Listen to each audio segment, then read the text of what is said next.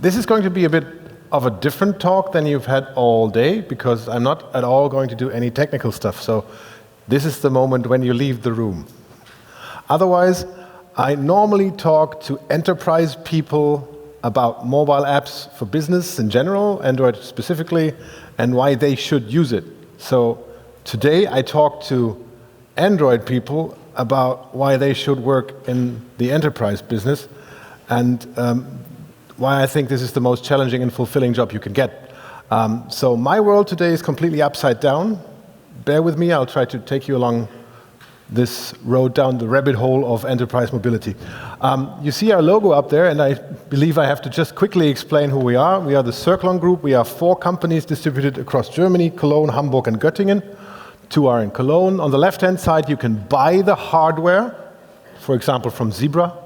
On the middle part, the guys in Hamburg, they will supply you with a complete wireless infrastructure for a warehouse, retail, and other things. Circlon DFF is my initials backwards, is the company I founded, is the software part of the group, and MD, Mobile Data, is doing staging and things like that. So this is what we do as a group.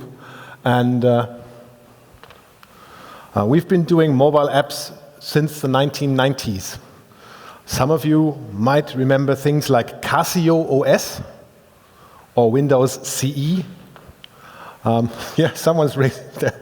And we used to work with 32 megabytes of memory, and our group has been doing this for these brands. If you are from Germany, you will recognize that most likely if you're going into a supermarket, most of your data will have been processed through our system. Most of the food you buy will have been scanned by one of the scanners we equip with software. If you look at parcel delivery and also big box delivery, what is called two-people handling is also done by us. We have last year, without disclosing the customer, together with Zebra sold 48,000 devices in one customer. So once again, we have been doing mobile apps, and I was really amazed by the talk, especially by John, of what is possible today, and I will try to somehow take you along what we still have to work with. Just once more quickly, that's us. And yes, we're hiring, but that's something different. About me, I was born 1975, so I'm also already an old-timer. My first computer was an HP 85. The first computer I owned was a VC20 with 20 kilobytes of RAM. This is not staged. This is what we do on 4th of May. Most of the company, not all of them. I've been leading enterprise projects since about 2000. I have 2 daughters who already started to code, and I'm very proud of that. I like to go mountain biking, and as was stated before, yes, I work on a DeLorean. What I want to tell you today is some of the true stories that happen in the enterprise market. Happened to me, will happen to you once you get in there. So the first thing you need to do in this case is to define what is the enterprise app. For this talk, and for what we've been doing most of the time, let's define it as a standardized or customized software solution for corporate, non-public use. No customer will ever use one of the solutions I'm talking about today. Mostly not on bring your own or public devices, but on devices like from Zebra. Ruggedized devices with a scanner, with an NFC reader, with an RFID reader for industrial use. So most of our projects also always involve heavy scanning. Now, here's just a few examples of the things we've done. On the left-hand side, you have Leckerland, that is Windows Mobile 2007. 2 years later, we did that also for their colleagues in the Netherlands. They liked black, whatever. This actually is a new release we just did this year for a Motorola, Zebra, a Motorola 9030 device, which is still running Windows CE for Metro Group. These two you can see are Android, and one of the things you have to keep in mind if we're talking we've seen what is possible with the devices and management software. We, in our installed base, have still more than 50% of our customers on Windows CE and mobile. So on the one hand, that is insane in support, but on the other hand, for you guys, for us, it is a great opportunity to take them, basically bring them to today. So if you're talking enterprise apps, and I know we have a great community here. We've been talking what we can do and good for the world. But if you're working for enterprise companies, forget about doing things that are good for the world. These guys do it to reduce costs. They do it for the money. No one in the enterprise world makes a project because it's nice. Maybe for marketing, but they want to cut costs. The second goal they might have is security. They want to have more reliable, secure processes than before. And that can mean eliminate theft, make sure that people use less time, and things like that. Sometimes that means creating interfaces that are more difficult to use than would make reasonable sense if you go this way. They want to increase flexibility. Very buzzword bingo style on the management card, but they want to have the same people, trucks, resources flexibly allocated. And sometimes, this is the fourth most, is they have to follow legal obligations. One big example right now that we're all dealing with is the European Tabak-Richtlinie. The European lawmakers have decided that you have to be able to track each and every single packet of cigarettes from the point of production to the point of sale, through every step. Not talking about the Stange, as we call it, but about a single pack of cigarettes. Also, their motivation is to avoid tax fraud. So once again, only money. And so all of our customers, you've seen everywhere where you can buy a box of cigarettes, has to implement that new rule. And the only way to be able to do this is by scanning each and every single packet of cigarettes. And last not least, and this is where I am happy that at least sometimes ecology now, corporate social responsibility sometimes is a goal, but if I had to describe which is the order of the goals of our customers, this is exactly the order and they work with. So this is what we have to deal with, even if we want to do something else. One very big differentiator for our users is, and this is a great responsibility for us as software people, is most of you come from the world where people want to use your solution. Snapcar, I've talked to the guys yesterday evening. That's a solution for my private life. I can easily grab a car. Maybe even Uber, although they're not the nicest guys. I want to use it. I have a personal benefit. If I work at Rewe Group, I must use this software.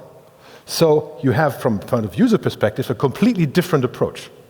These guys, you can get with great interfaces. These guys have to adhere to a certain process that may not be the most effective one in terms of user interface or user behavior.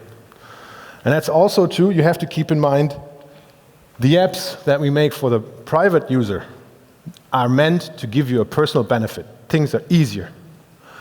For a corporate user, things must not be easier. They must be cheaper, faster. You have to work harder.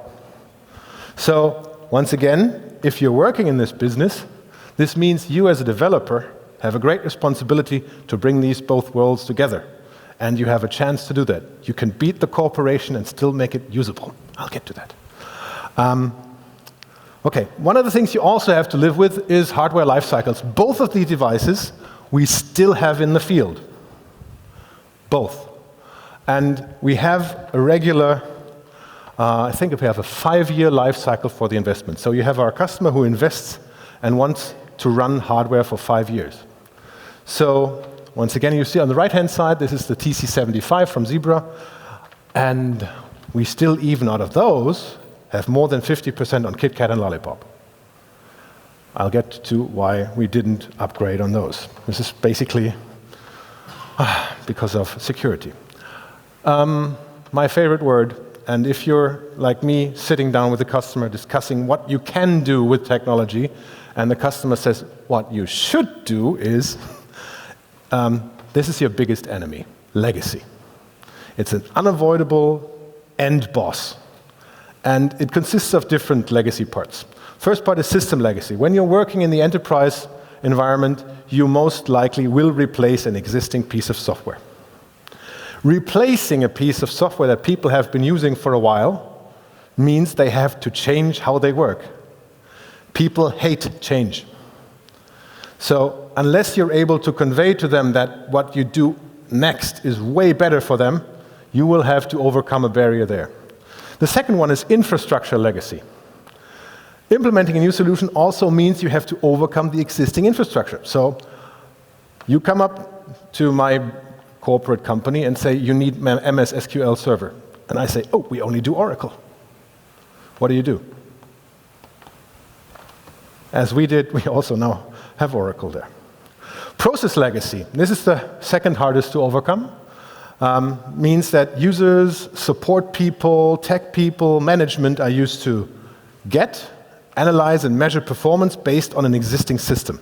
So if you take a management person, they get their Excel sheet that says 5 points this week, 4.8 last week, we're better. Now you come up with a new software and somehow these KPIs don't match anymore. So you have to convince them not only that get a new software, invest into new hardware, invest into the support people to get to know a different system, you also have to make them live with new processes where they also have to adapt. And now the final end boss, I don't know if any one of you ever played R-Type. This is the big one. Legacy people. You will encounter people who have produced the old system, who have made it, cared for it, nurtured it over years. It is their baby. Try to take the baby away from a mother or a father, and I know what I'm talking about, and you will be in trouble. And they also have a very good reason, because mostly you're being put into there to replace that system, and that sometimes, or quite often, means you also replace the people. So this is your obstacles you will come across in terms of legacy. Your next big level, corporate legal. The things we're discussing, and we discussed yesterday evening quite long about what is possible with technology and what we can do with data, and we're not talking GDPR, everyone's been doing that. Whenever you do a workshop with a customer on corporate level, you will have corporate legal at the table. And they will try to counsel you, but their job is to keep everything you do in the software for the corporation super legal. And this will annoy the hell out of you. I know what I'm talking about. Because you will have to build sub-efficient processes. An example. Assume you're a German food retailer and you work with third-party trucking companies. Assume there is a German law that says if you take external people in, you are not allowed to directly tell them what to do. You have to tell their employer, and the employer has to tell them what to do. So now, you are 5 truck drivers, and I have 5 trucks there, and I'd like you to go to shop A, shop B, shop C. I cannot talk to you. I have to talk to him, and he will have to send out a piece of paper to you that you do that. The problem is, he's in his office, you're in my office. And so what we did in this case, we built another system that he gets up and it's a dead man. He goes, yes, yes, yes, yes. So this is what happens if you're sticking really to the legal side. You will also have to, and I mean that, document every frickin' change you do to the software. And I'm not talking about we have a new feature. I'm talking about we moved that button, we changed the label on this button. In the example I just gave you, the logo of my food retailer does not appear on their software. Every of my truckers has the logo up there, it has a different process. So you have to document every of these things. And you have to bypass a legal gateway whenever you come up with an update. You will have to run this by. So up to now, you're asking yourself, didn't he say it's good to work in enterprise? Yeah, I'll get there. Okay, there's another thing that's quite German-specific. Have you ever heard of the Workers' Council? If you're in Germany, if you're changing how people work in a sizable corporation, they have a say in it. And on this, I say that's good. It's good that they have a say in it. The question is, what happens? I remember sitting in a big meeting with 20 people and for talking about GPS position, storing, maybe giving people information about where someone is. And I remember quite vividly the head honcho of the Workers' Council saying, any of the things you just said will never happen in this company. And I had prepared, 20 sheets and how we're going to do this, and he just said, not going to happen. And the thing with the Workers' Council is, it did happen. He just had to get something from the process.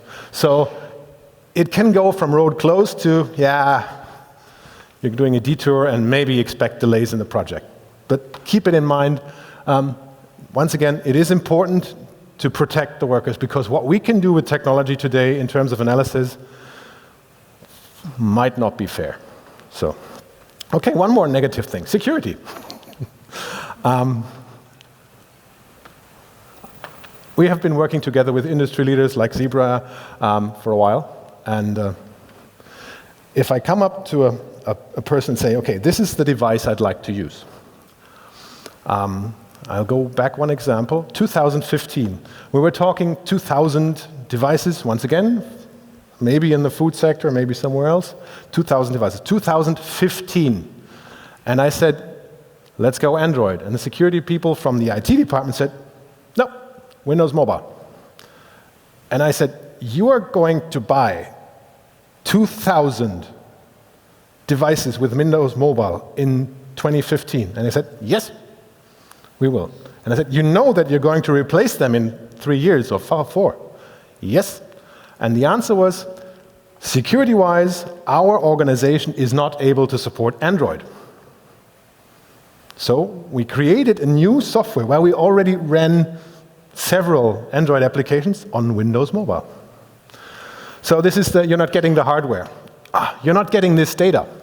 This is also quite nice. We have customers, once again, from the transport logistics part, where you can log on with your name and your password or your PIN. So as a driver, and don't get me wrong, those guys are not stupid. They just have other things to do than managing a software. You just have to remember your name and a PIN. We prefer them using the same PIN with their cash card, so we can read that out. Now, other customers say, you're not getting the driver's name. The driver has to remember his 12-digit employee number and a PIN. You're not getting the data field of the name. Any one of us here knows that if I have the 12-digit number, I can go into the database and find the name. But it's not on display. So, you're not getting this interface. I like that. We always, with Mr. Yes from SAP, we always get to hear, oh, you're not SAP themselves, so you're not getting an RFC connection to SAP. You have to use iDoc. So once again, also on the interface part, we are driven by others. You can't use your own server. We've been talking cloud all the years. I have one customer out of 80 that uses a cloud solution. Everyone else, big corporation, wants to have on-premise server solutions that are controlled by their own IT. It's slowly changing, but it's still there. And the last thing, you're not going to keep this data.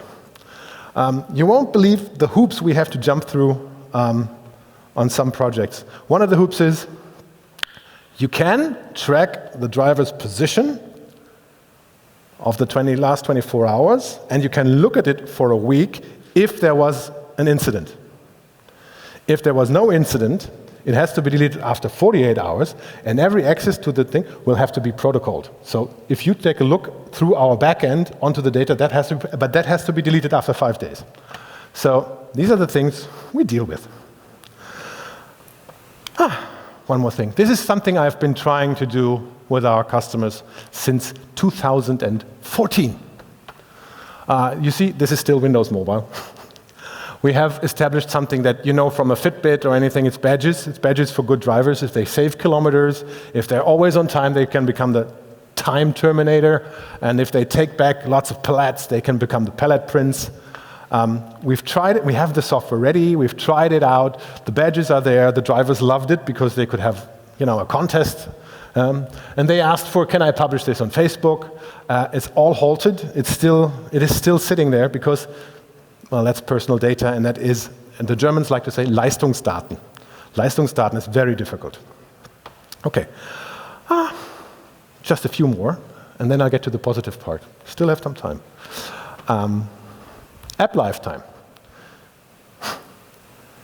Once the system is out, and one of the customers we have since the earliest days, since 2002, where we implemented the first mobile solution on a truck where GPS was still RS-232 connected GPS receiver, have not really been changed in terms of what the functionality is. They have been adapted to new hardware.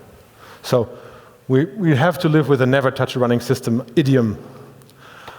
The average time such a system is running is 5 years, which is nice for sales because they can say once they made a sale, they can come back in 5 years, so I can make the customer happy again. And get used to working with an old OS, with a dead system. So, okay, deployment. Also one more thing, and I think Dan said it before. Frozen zone. There is always with our customers at least a 2-month period where we cannot deploy any software. And I'm talking about hot fixes included. If we come up with a problem in the software and come up with the idea to do that during November, December, or January, if you take a look at the parcel guys bring you your Christmas presents and take back your returns. So no way to do any update in that time. On the other hand, you always have those, the corporate guys saying, oh, I need that feature, can't you just squeeze it in just right before the frozen zone? And then you go as a software guy, say, yeah, how about testing? Testing is overrated. So that's what we try to do is, test once, test many. We do dev tests, we do automated tests, we do tester tests, quality assurance, integrated tests, then you do a focus group test, key user test, pilot test, and go live. Because as you will also see, no app store for you, man. This is our premise server. We take care of this. We have a staging people. We have IT on premise. So, and I have to admit, we have killed 2 locations of the Rewe group once with a non-communicating software update. It went well onto the device and then died. So this is what we have to deal with. So one of the last things is hot or not. You have to use their development tools and their tracking tools. You have to follow their project approach, you have to use their ticket system, you have to use their time recording system, and you have to use their infrastructure. You also have to, you also have to look out that your baby, your software, afterwards isn't owned by a food retailer. So get some legal aid and make sure that the contract you sign as a company doesn't sign over your IP to someone else. Okay. Also, you're never alone. If you come up with a great software idea, and basically you say, I want to have an authentication interface to Facebook or Google, that's a great thing. It's not going to happen in the corporate world, not in the world I have to live in. You have to use their LDP or their Active Directory connection. You have to use their legacy system. So this is what you... And worse, you're never alone. And let me just go, I'll give you a typology of the guys you meet along the way. There's the genius. The genius works at the customer, knows every single process, every variant down to the tiniest detail, and wants to make sure that everyone knows, acknowledges, and values his input. He's also often a legacy person. You have the police officer.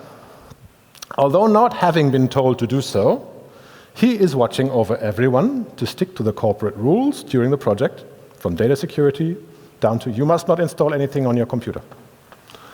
You have the business graduate, and this is no offense. He's right out of university. He still thinks he's the ruler of the world. He's annoying everyone with best practices, benchmark processes, and he's normally really useful after half a year of wearing him down. Then you have the spy. He considers himself the keeper of the secrets of the real company goals behind the project. Does not tell anyone which those are or who has empowered him to do this. He demands documentation and participation in all and any workshop you do. My favorite one is the dude. He does not care if the project flies or not. He's just been assigned to it, hates being in the meetings, and he's often quite close to retirement.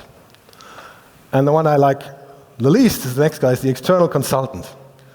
He's been hired to watch your project, make sure you're in time, in budget, in focus, but without actually participating. He's great in writing everything down and telling you what to do. We like to call them the voyeurs, This is how you should make love. I don't know really myself, but this is how you do. So these are the guys you meet. And all these guys make sure you stick with the deadlines, and you have to.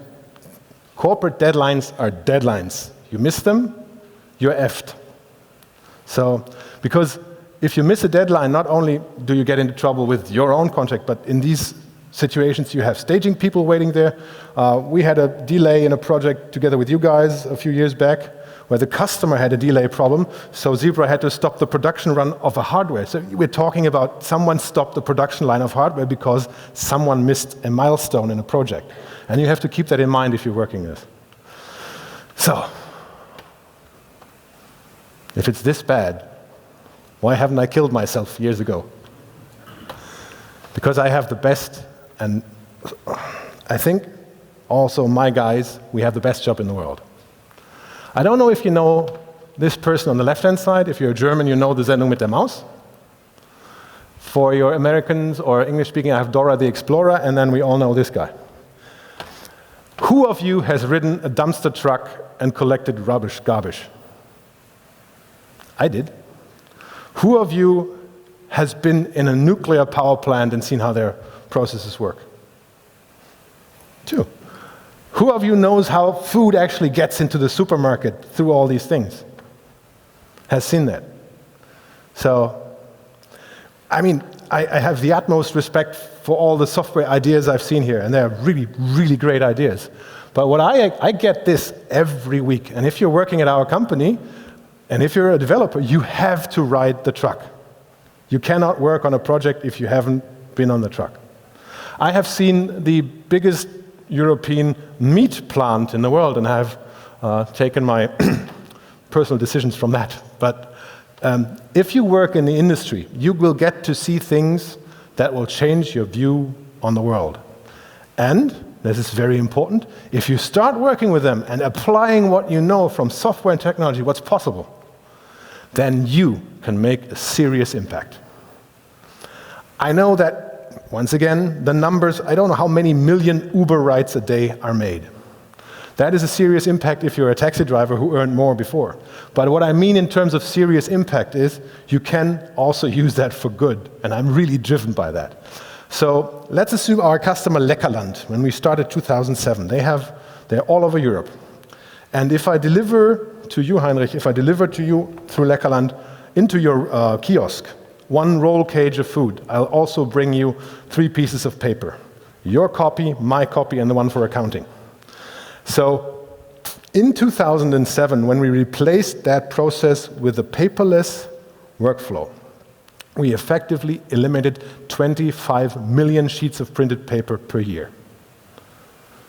That doesn't sound like much, but it is 3.4 kilometers high. And obviously our customer did that for money reasons, but I liked the fact that I saved some trees. And we always try, and this is something we try to do with the customer, we have to argue it through with money, but if you use it for the right thing, then it is possible. So you can make a difference by applying what you can do in this business to these corporate users. And just to give you a few examples, this is yesterday, I took the screenshot yesterday. Yesterday, we did 10.9K deliveries to German supermarkets. So whatever you come up with as an idea, and this is a very, very, very great responsibility, if you make that process difficult, you make it difficult for 20,000 people a day, 10,000 drivers who have to go through a hoop because you misdesigned your software, and 10,000 guys from the supermarket because you misdesigned your software. So once again, back to that one. This always, immediately always applies economy of scale, and that applies and greatly amplifies your responsibility. So if you make the software miserable, you make people miserable. So better build good software. Okay, now, and as you've seen before, I've talked about all the negative aspects. Yes, that's right. But once again, the easy stuff is for the beginners. If you want to have a big challenge and want to try to bring all this together, our business is the one to be in. You can fail greatly, and we did. We lost customers, yes, sure. And I think I even insulted someone for being too ignorant to see the positive aspects. Yes, I couldn't help myself. But no. Another thing also, you get to work with really, really good people. The good thing about corporations is they have money. And if they feel like it and they need an expert, they will get that expert in. I remember working together with someone by the name of Bruno Cirone. Bruno Cirone was able, with blindfolded on a keyboard, to optimize an Oracle database. He did a live update on the Austrian Post blindfolded, basically. And if you work with these people, you get a lot of benefit back for your own growth. And this is the next part. You will become awesome in your domain if you follow these rules. You can be a great coder, and I have the utmost respect for that, but I'm talking about domain knowledge. Regarding myself, there is most likely very few people who know more about food retailers and transport logistics in Germany than me. And I started out completely naive. I thought, well, food just, they bring it, I buy it. And to this day, no, that's not true. They do a lot of things. And another thing, I think I was able to show you how many opportunities are in this business. So you can make some good money there. And once you have established, and going back to that, when you have established yourself as a good team of experts, your customer will use you for that project, the next project, and the next project. And they will begin to trust you. They will begin to trust you with more, because this is, for me, the ultimate goal. The top stuff is what they want. User benefit, social benefit, a new approach, maybe advanced technology and long-term use. These are the things that I'd like to have in such a project, and I, to this day, say we have done that a few times. And before going, I'll want to show you. This is, for me, the God mode if you achieve this one. Now, if you take the great solution and bridge that with the consumer world, you have an awesome solution. Do I have another minute? Okay, I'll just show you what I mean with this. And bear with me, it is a marketing video and it still hasn't, but it is something I want to show you how you can bridge those two worlds. Maybe turn up the volume. And Bist du Spediteur? Willst du dein Smartphone im Workflow deines Auftraggebers einbinden? Mit AirReview Lights ist das kein Problem. Alles, was du brauchst, ist ein Handy und ein QR-Code von deinem Auftraggeber und schon kannst du loslegen. Nachdem du dich angemeldet hast und die Tour geladen ist, zeigt dein Smartphone eine Tourenübersicht an. Eine Detailansicht aller Stops erhältst du bequem per Klick auf das Feld Aufgaben. Jede Kundenadresse ist hinterlegt und so kannst du dich mit einer Navi-App deiner Wahl ans Ziel führen lassen. Bist du mal zu spät dran, hilft AirReview Lite auch. Melde deine Verspätung einfach per Klick. Hast du beim Kunden alle Paletten abgeladen, bestätigt er dies mit seinem Namen und Unterschrift direkt auf deinem Handy. Sobald du jeden Stopp abgearbeitet hast, kannst du die App einfach schließen und bist fertig. Okay, so what was the idea behind this? We have a customer, or several customers, that during Christmas and Easter, or as we Germans call the time when there's no food in the supermarket, need to have extra trucks on the road. So they rent trucks. And that means they have to also equip them with a big device that we have with scanners and so forth. And that sometimes doesn't work. So they create paper, and So we said, okay, we know your big process. How about you define the 5 core processes you need for us? And the guys can use their own phone when they come in, and we'll make sure that we implement some piece of software in between so that your IT is protected and that all the stuff you need in terms of reporting is still done. And so to this day, one of our customers now is running 15% of all their tours through this. So this is what I mean. If they trust you long enough, they can get you there. No, not again. And how far am I along? It's okay. You want one more example? Anyone? Okay. So this is AirReview Lite, and this is actually quite successful. The next thing I'll show you is another video, but bear with me. This video is not a marketing video. That's an internal video. Our developers, we always go into reclusion in the Harz Mountains.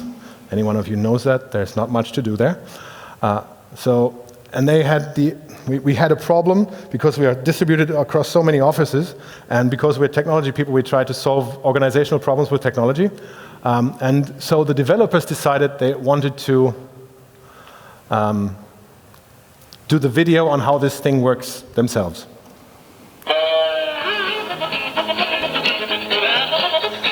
No professional acting involved. Where is Ulf? So far.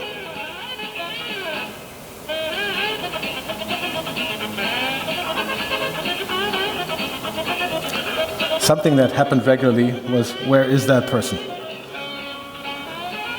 And it wasn't enough to just know he's in our wireless LAN or not.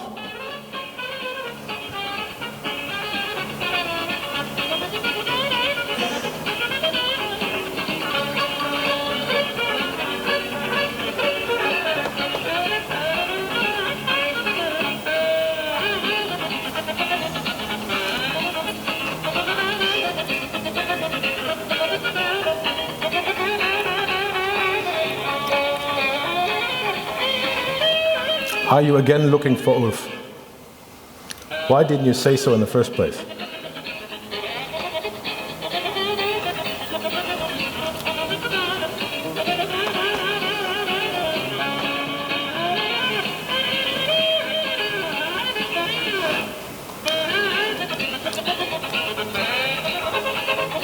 And that's Ulf. Okay, so now what did we do? We used iBeacons. Every one of our offices now under the central table has an iBeacon. So if I move into my office, my phone checks against that iBeacon, tells the central server Felix has just arrived in his office.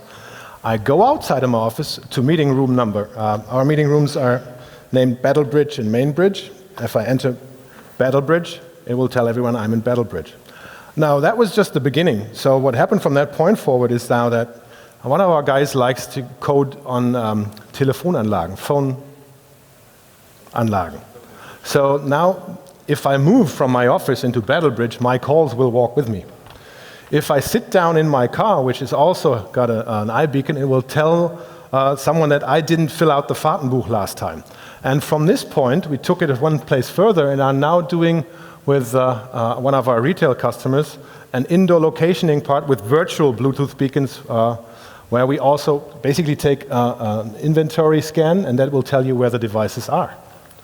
So this is one of the things. And I'll just jump over that one and just give you the last screen. Where is it? This one is good for next time I come around. But what I also wanted to show you is not this one. As I said, and I tried to convey that to you, it is hard.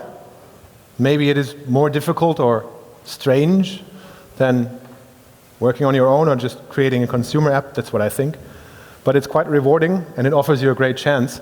And as I said, we're hiring. So if you ever come by and you ask me for my car, this is what we try to find people with. You'll find a lot of Lego in our office. And yes, that's my car. And this is what we're running in the cinemas to get people to work at our place. All the people we have can participate greatly in impacting how in Germany food and packages are brought into the store. So I'm asking you to come to the dark side because we have the cookies. Thanks, Felix.